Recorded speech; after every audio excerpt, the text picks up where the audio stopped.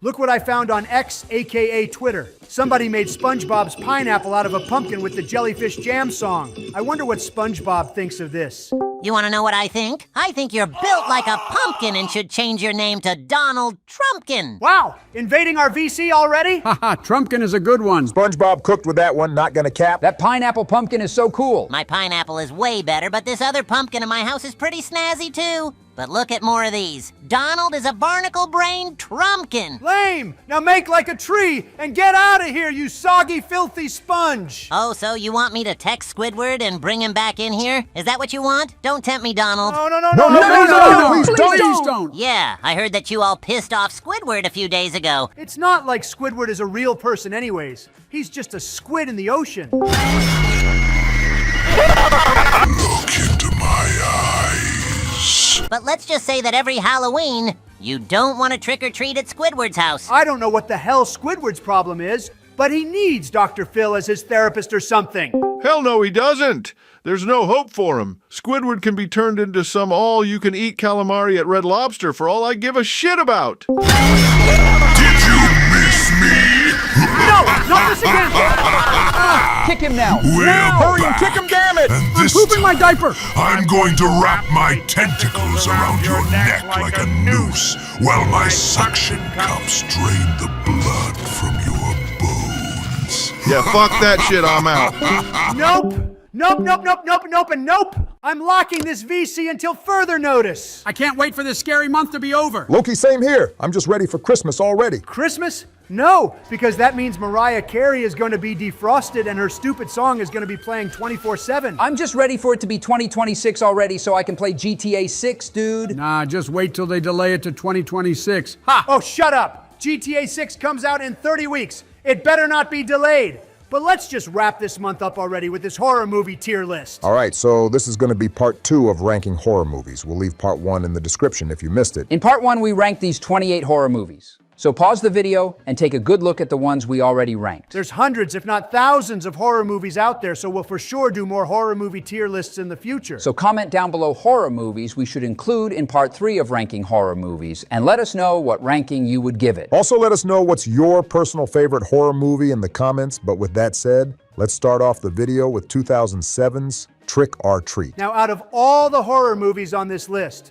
I'm gonna go out on a limb and say Trick or Treat is very underrated and one of the best Halloween/horror movies to watch every single Halloween season. I think the title and poster of this movie alone is really scary. It's turning the harmless trick or treat tagline into something horrifying. Now you're just a wuss, Joey, but look at the Blu-ray Collector's Edition box art.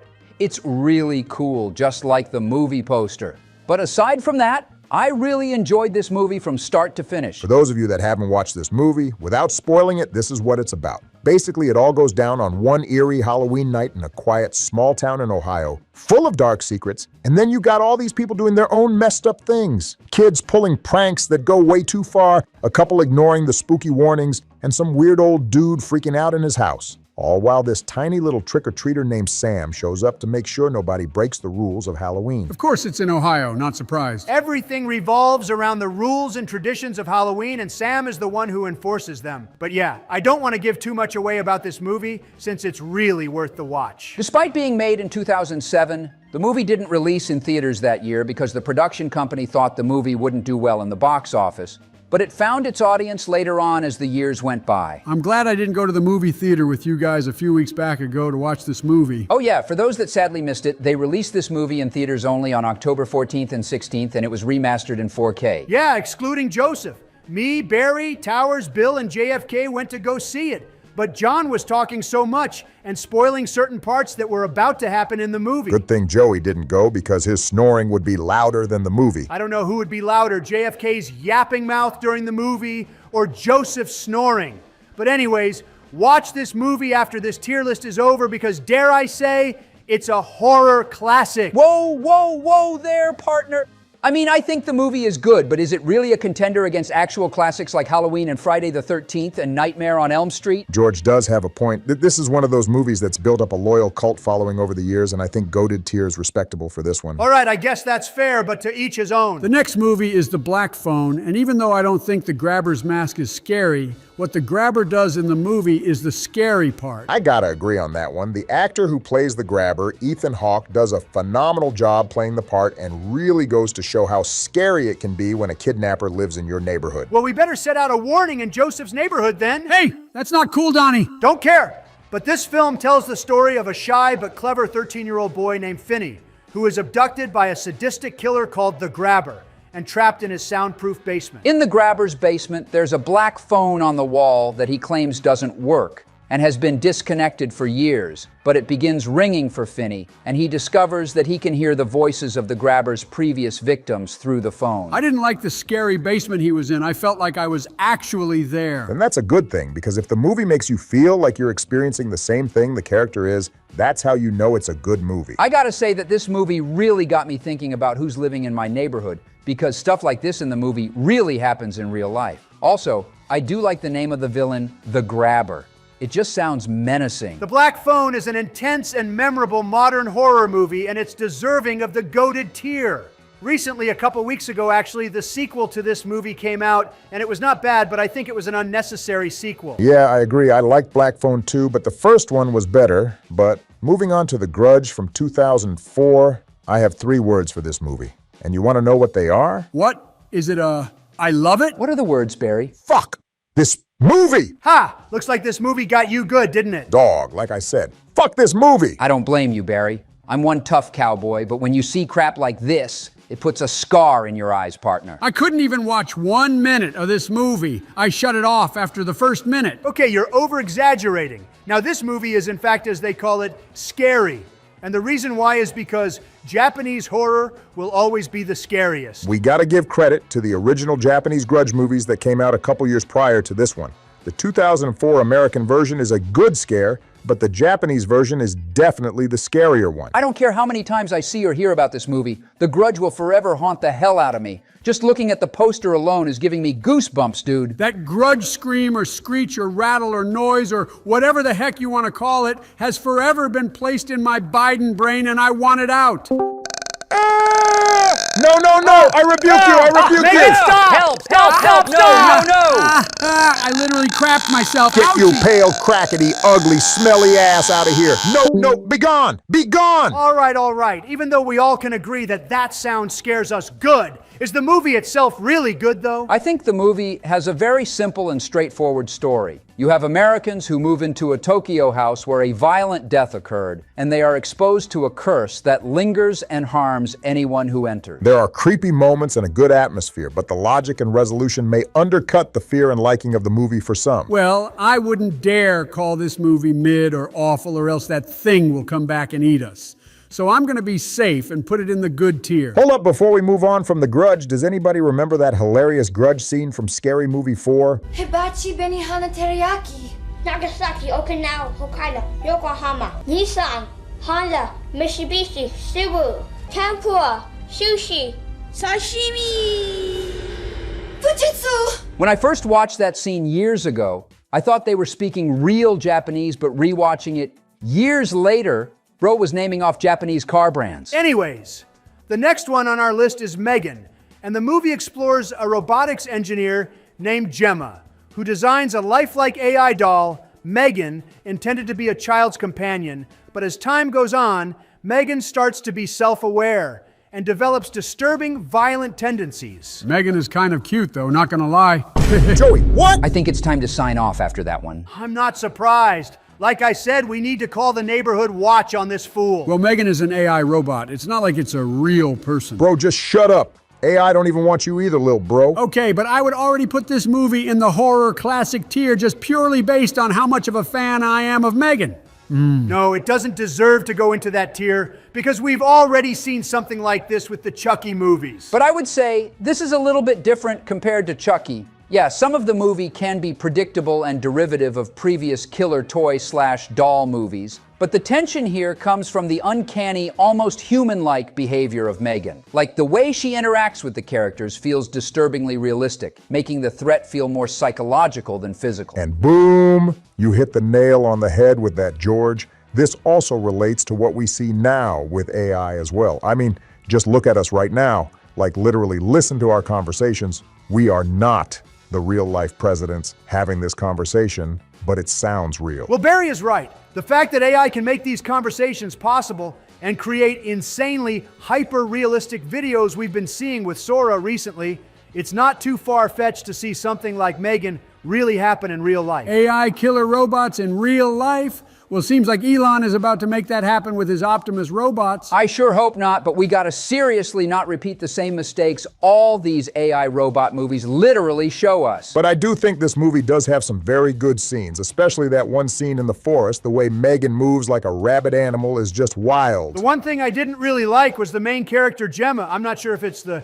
character the actor played or the actor herself, but she was just very uncaring and emotionless with a lot of scenes in the movie. Megan overall is a very fun horror movie, and it's worth the watch, especially the unrated version, which is better, so I'm putting it in the goated tier. Next up is subscribing to our channel if you haven't already. Over 40% of you guys that watch our content are not subscribed, so make sure you hit that sub button and turn on notifications so you don't miss out on our brand new videos. And if you want to watch our new videos first and early, consider being our channel member. Channel members receive shout-outs at the end of every video, these awesome money badges next to their name, emojis to use in the comments, and we'll consider making your video ideas a reality. Speaking of your video ideas, we're happy to announce that the whole month of November will be dedicated to members-only video ideas. We're gonna do our best to get 5 videos out next month, so if you're a channel member, comment your ideas so we can dedicate other months in the future just for you. All right, back to the tier list. 28 Days Later is up next, and this movie is an all-time favorite. Oh yeah, 100%. This is a very intense, original rethinking of the zombie genre. This movie revitalized the zombie genre in many ways, especially with the inclusion of the sprinter zombie concept. The way the zombies moved in this movie freaked me out. It felt like the zombies were smarter and agile in this movie. For those that somehow haven't seen this movie, this is about a virus that accidentally releases that infects humans, turning them into fast-moving berserk killers. After waking from a coma, a bike courier named Jim discovers that London has fallen silent. Its streets empty, its city crawling with the infected. He comes across a small group of survivors and they embark on a desperate journey through the ruins in search of hope, safety, and answers to this virus. I think everything about this movie, from the cast, the characters, the setting, was all good, but I didn't like the way the movie ended. Same here. But the ending at least makes you wonder what will happen next and leaves it open for the other films to explore later in the franchise. Without a doubt, 28 Days Later is going into the horror classic tier. On to the next horror movie. Smile is next, and the storyline centers on a psychiatrist named Dr. Rose Cotter, who witnesses a disturbing incident with one of her patients suddenly freezing with a chilling and unsettling smile before taking her own life. Traumatized by what she saw. Soon after, she begins experiencing the same eerie, smiling faces and terrifying hallucinations, so she begins to look for answers about this smiling curse. Why do they have to make everything creepy nowadays? First it's the harmless trick or treat, and now it's a simple smile. I think the whole smiling concept of this movie is really stupid. I didn't like this movie one bit. I can see why. I mean, it's not for everyone, but if you want a decent scare, this is the movie for you. The ending of this movie honestly scarred me. The disturbing images at the end of the movie will never get out of my mind. I wish I could unsee what I saw, man. This movie does a good job with those grotesque visuals, and overall, I think this is a solid modern horror pick and going into the good tier. Coming up next is... Yo, sorry to interrupt you, but Abe and I wanted to flex our Halloween costumes and say that both of us won Halloween. I wouldn't say so much George's trash minion costume. I kept on telling him it's lame, but my Iron Man costume is peak. How the hell did you guys join? The VC is locked. Did you forget that we're presidents too? We literally have the president's role, which overwrites the mod role. Oh, well damn, whatever. Your costumes are mid like broccoli compared to my Spider-Man costume. No, bro, infinity and beyond all the way. Ice cream all the way. Yay! Wrong! We all know I look the best in my Superman costume. Yeah, right, fat ass. I can see your Twinkie rolls from a mile away. That's what we kept telling Donnie. That Superman costume ain't gonna hide the 20 packs of Twinkies and Big Macs bro has under there. Stop hating. At least I don't look like a dork in my costume like Mr. $1 bill guy over here. Put some respect on Bob the Minion Donald. You just don't see the vision. Literally no one sees the vision, bro. You want to tell the gang here how everyone back in your hood was making fun of you? Wow, are you really gonna be that guy, Abe?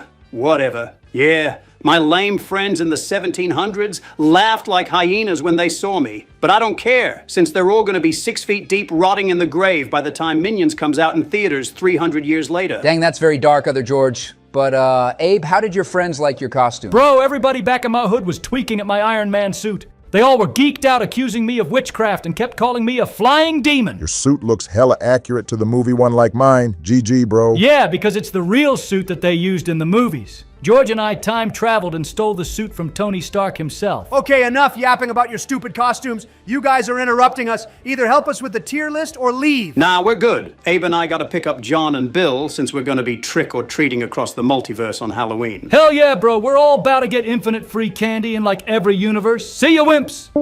As I was saying, the cult classic Killer Clowns from Outer Space is the next movie to rank. I don't know why people like these stupid, cheesy, scary clown movies anyways. This movie is bottom of the pit garbage. Oh, come on, Joey. You can't just have a little bit of fun watching clowns from outer space harvesting and rampaging on humans in bizarre circus-themed ways? No, it stinks and I don't like it. Only few will understand this movie because this has to be one of the most creative movies ever made. It's self-aware to the point the movie knows exactly what it's doing without beating the audience over the head with it. And you gotta understand that it was the 1980s. In the world of the 80s, though many things might have been very cheesy, most of the movie includes really awesome practical effects. Like the cotton candy ray gun. That thing is sick. Or even the popcorn bazooka. And that one scene of the shadow puppet eating those people was hella creative. Well, it's not for me. I don't want to go to sleep with the last thing on my mind being cotton candy frickin' cocoons. Oh yeah, you can't forget about those cotton candy cocoons. Ha ha ha, just brilliant. Look, bro, people can say this movie isn't scary or good all they want because of the wackiness of the clowns, but imagine one of those clowns in your house staring you down. You'd freak out. I love this movie so much, partner. The cheesiness of it all, the music, the creativity of each weapon and tools the clowns use, how they store their food, which is the humans, and much more. I think it's a great movie that's very underappreciated. It truly is a cult classic, but it's a very niche movie. Look, I want to put this movie in the horror classic tier or even goated tier badly, but in the grand scheme of the horror genre and all its classics, it's more of a cult gem than a true cornerstone, so I'm putting it in the good tier. Yeah, I can see that. It's more of a fun midnight movie than a top-tier fright, but I respect the wackiness of this movie. At least Cloverfield had a more intriguing story than that dumb clown movie. Both of those movies aren't even close to being comparable. That's like comparing you to Channing Tatum. Well, technically it's a horror sci-fi movie, and the way it was filmed made it unique, and I'd say it even increased the horror element a little bit. Set in New York, a group of friends attend a going-away party. And during this party, an unknown gigantic creature attacks the city and wreaks havoc on everything in its path. The film is shot in a found footage point of view of the group of friends trying to escape this thing. With the shaky cam and various character point of views,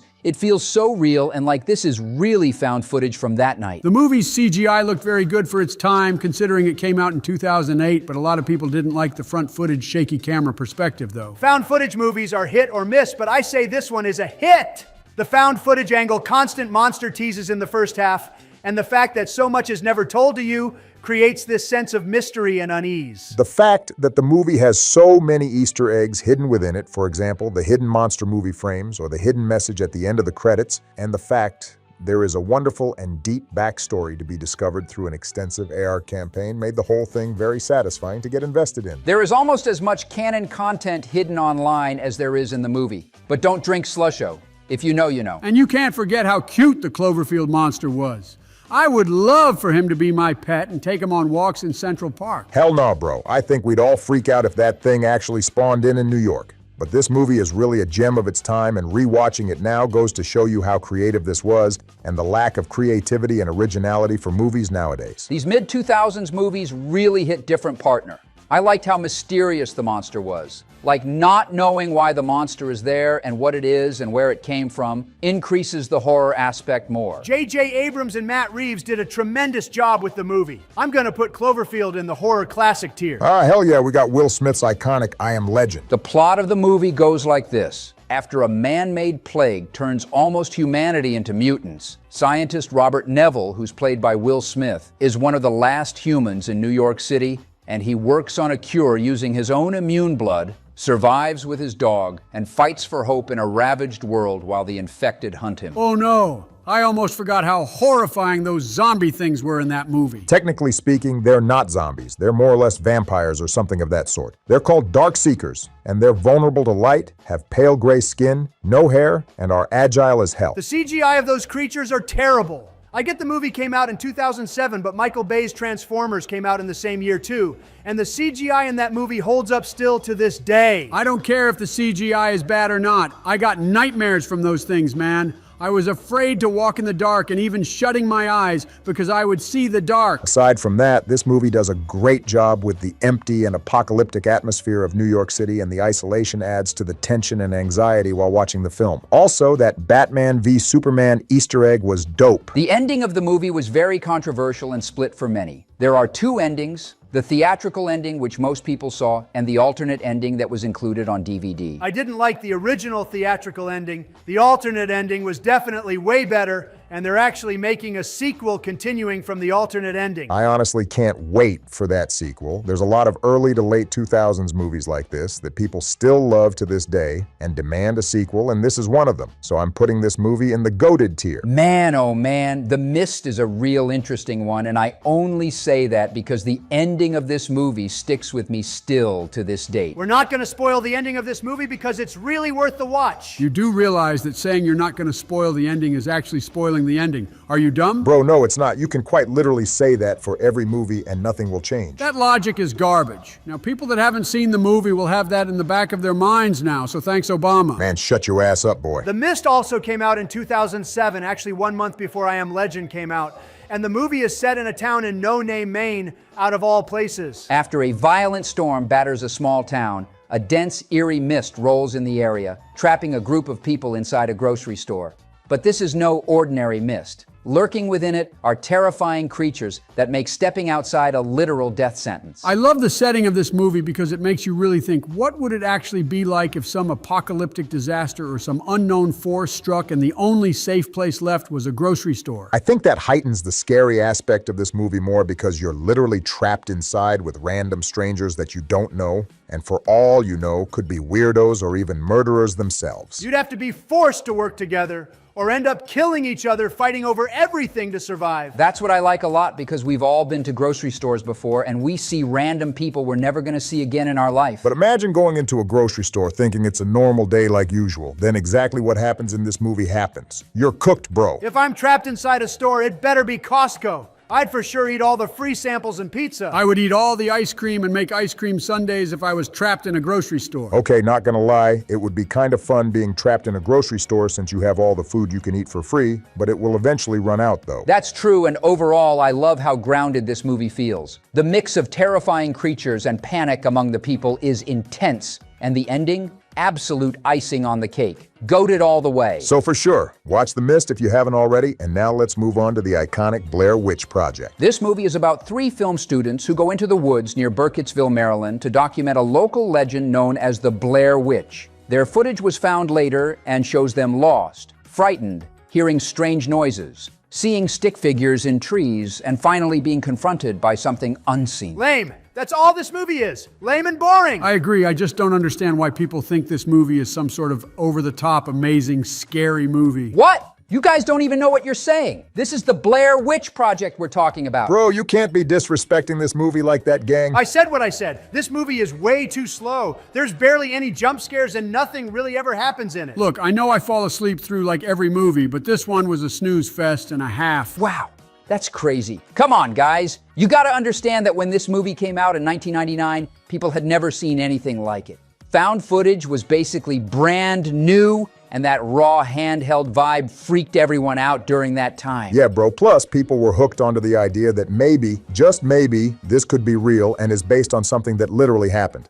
This movie's budget was $60,000, and the box office gross was over $240 million. All right, look. From a business perspective, yeah, this movie did tremendously, and I give those young filmmakers props.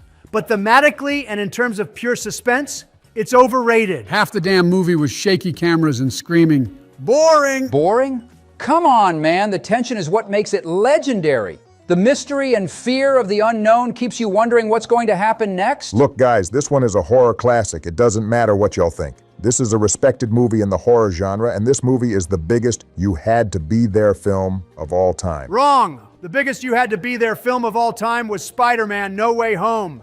The Blair Witch Project is straight-up dog water. I see a lot of people like you with the same opinions of the Blair Witch Project. It's most likely because the generation we're in now is completely brain-rotted and void of an attention span, since they require a frickin' Minecraft parkour gameplay on the bottom to focus on the damn movie. That crash out was valid, George. You pretty much closed that case, bro. But Until Dawn is the next movie to rank. Oh, look, it's another one of those terrible video game movies. Yeah, I gotta say, this one is yet again another flop. The video game is better. Damn, you guys are really some big haters today. I honestly really thought the movie did a good job at being faithful to the video game.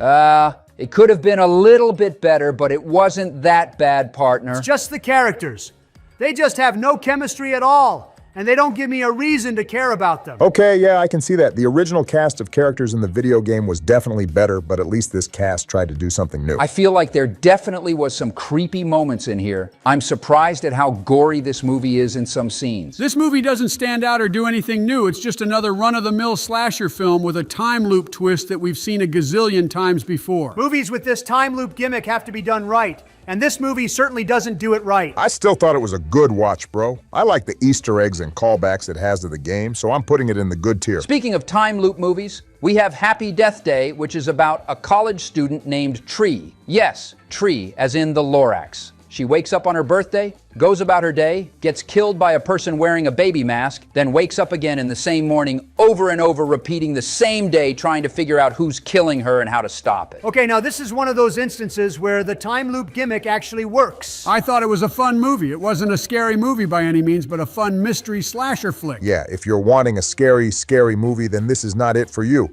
But if you're looking for a mystery comedy thriller with a twist, then it does the job right. I think it's actually an above-average movie, to be fair. It was quite interesting to see how the main character would go through each day with brand new ideas and seeing how the other characters would react to her, knowing everything that would happen. Yeah, that's what I like about these quote-unquote time loop or time travel movies. This movie had a sequel that wasn't bad either, maybe unnecessary, but this first film is better and going in the goated tier. Oh gosh, The Hills Have Eyes is not a fun movie like at all. Obviously, bro, this movie dropped in 2006 as a remake of the 1977 classic. This movie came out during a mid-2000s wave of horror remakes that amped up the gore and intensity, like the Texas Chainsaw Massacre in 2003, Black Christmas in 2006, Halloween in 2007, and Friday the 13th in 2009. It's a tough watch, but with a good cathartic revenge plot at the end. Some bad guys get horrible deaths, and it's glorious. That's fair. I feel like the whole idea of a family road trip gone wrong type of deal works, and this movie does a good job portraying how such a simple, fun time can turn into something ugly. Some of the characters are very oblivious and not good at all, though. You can't have a good story as a baseline, but if the characters aren't good, the movie isn't going to be fun to watch. I think the family members that die are extremely stupid and moronic and take away from the film's realism. So much dumb crap happens. I recall a scene when the entire family runs out of the trailer when the father is burning while the hillbilly is inside in bed with the sister and nobody realizes it. I hate the characters in this movie. They all are stupid. Whoa, spoiler much, Donnie?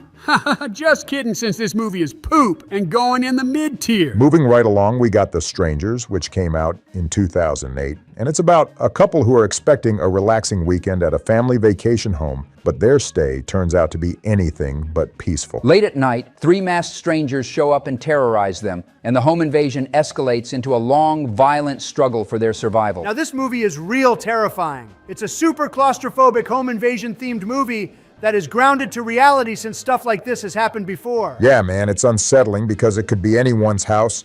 They just choose you. The tension's nonstop, and it's scary because it's real. Not monsters or ghosts, just sadistic psychos who just want to terrorize you for their own fun. Some of the characters do dumb stuff, but that's understandable, since how the hell would you even react to something like this happening?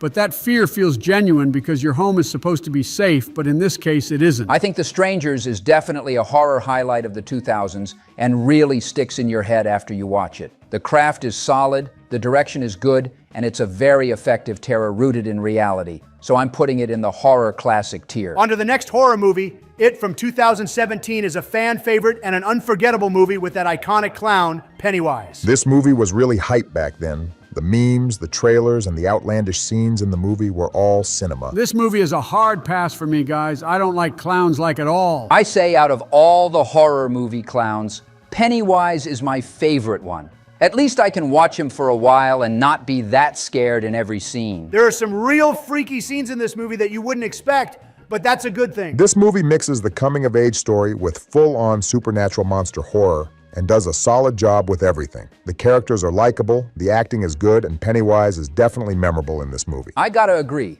This movie has a perfect Halloween vibe and is worth watching during this time of year and going in the horror classic tier. Are you guys trying to kill me or something? Back-to-back clown movies? Oh, come on! Ha! We should invite Art the Clown in here or invite him for your birthday party next month. Hell no, Donnie.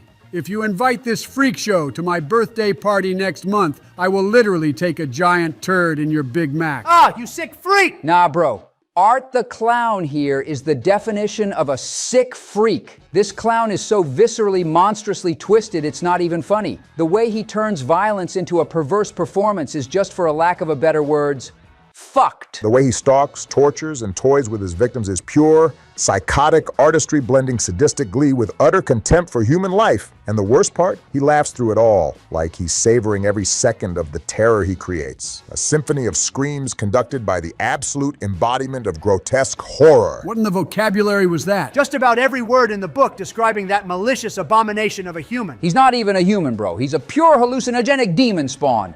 I don't like him or his movies. Sorry, not sorry, but I'm putting Terrifier in the awful tier. I know that's gonna trigger a lot of Art the Clown fans, but like, come on, bro. Are those Terrifier movies really deserving of being called a good movie? I can handle a lot of horror movies, but this one pushes the line for me, which is the main reason why people like this monster anyways. Okay, enough talking about Art the Clown. What about The Evil Dead from 1981? The Evil Dead was directed by Spider-Man director Sam Raimi, and it's about 5 friends vacationing in an isolated cabin in the woods who discover an audio tape that releases evil spirits possessing all friends except for the survivor, Ash Williams, who is played by Bruce Campbell, which is that funny cameo guy in every Spider-Man movie from Sam Raimi. The beloved Bruce Campbell. He was hilarious and a fun cameo in those Spider-Man movies and even Doctor Strange. Now, this movie wasn't a huge hit at first, but it became a cult classic, being influential, memorable, and still scary today. This movie's crazy gore and violence is a little too much for me. I was sick to my stomach and had to close my eyes for a lot of the scenes. If you don't like a crazy amount of disturbing images and just really weird and over-the-top graphic visuals, then this movie is not for you. I kind of agree with Joey. So many scenes had me squirming in my chair, partner. And keep in mind, this movie was made in 1981, so with practical effects, it increased the shocking imagery even more in twisted ways that are just relentless to see. This isn't quite as extreme as Art the Clown's most brutal scenes, but it's definitely up there. There are moments that made me think, wait, is that even possible? It's the kind of horror movie that you really have to see to understand what we mean. This movie definitely goes into the horror classic tier since it's a horror staple for the Halloween season. Oh my gosh, no, just no. Are we really going to talk about this movie? And I really thought the previous 2 movies were real stomach turners when the human centipede is on a whole different level of disgusting. Bro, all I can say is that do not watch this movie. This movie will scar you, dog. This movie is foul. After watching this movie, I didn't go poop for weeks because I was scared to poop. This is just one of those movies that you regret watching, partner. This movie is about a psychotic German surgeon whose lifelong fantasy is to connect humans together via their gastric systems, aka their buttholes. Butthole. The fact that that's the plot is stupid. This gotta be one of the dumbest movies I've ever seen, bro. Just wasted hours of my life about some dude's twisted obsession of turning people into a literal human centipede. Like, who even comes up with this stuff? How the heck did any actor even agree to this movie? And why would they? Like, how do you explain to someone the script and concept of this movie without them thinking, what the f***? The fact that there's 3 movies of this is insane to me. Also, how the full title to this movie is The Human Centipede First Sequence makes you be like, now there's sequences to this shit? Like, bruh. Also, the posters of every single one of these absurd movies are horrific to look at. I'm for sure protecting my buttocks before I sleep tonight. I'm disrespectfully putting this atrocity in the awful tier. If I could, I would put it below the awful tier into like the Shadow Realm, where this movie would be banished for all of eternity, never seeing the light of day. And finally, we have My Bloody Valentine 3D, which came out in 2009. This is a remake of the original that came out in 1981. This movie is really lame. It tries to be something when it's not. The characters are all unlikable in this movie. They're boring. and there's not enough character development to make me care about them. I think the mine outfit is pretty cool and scary, though. I'll give the movie that, but it's just a forgettable one and done scary movie for me. Scary movie is not even the right word for this movie since it ain't even scary at all. So this movie is most definitely going in the mid-tier. And that wraps up part 2 of our horror movie tier list. We wanted to upload a part 2 of ranking Halloween costumes, but we sadly didn't have enough time to make it since we spent the last 5 days making this video. Next time, we'll for sure do that video. And it's time for the member shout-outs. Shout out to Kirkham Gunther, Jacob Bowling, Michael L. Martinez, Zeno Eric, Mr. Animation, Subcorrupted YT, Joshua O'Malley, Joey Yaman, Misty Gilbert, Starview Studio, Reese Moda, and Ichigo Kurosaki for being our terrific channel members. More shout-outs to Specker Exists, Amar Bernard, Silver Prime, Stephen Swan, Brandon Flynn, Alpha Diamond, Tenshin Max 412, King Jax Gaming 420, Chris Nairouz, Nostalgia Network, and Joe V Gaming for being our loyal channel members. Even more shout-outs to Hitman Fan 47, Gamer, Mevins 2001, Hunter Thompson, Lamarian Harris Franklin, SRF, Bear Dozer, Gabe Dudas 2, and Spectre for becoming our amazing channel partners. Yee-haw! And finally, shout-outs to Iceman 42, Wes Calloway 1, Latura Coleman, Animations Guy, Brandon Ayala, Omnilude, Fabian Moans, and Wilson Films 50 for being our great channel members. We hope you really enjoyed the spooky-themed videos this Halloween season, and we can't wait for member-only November. Thank you for watching, and have an awesome day, guys.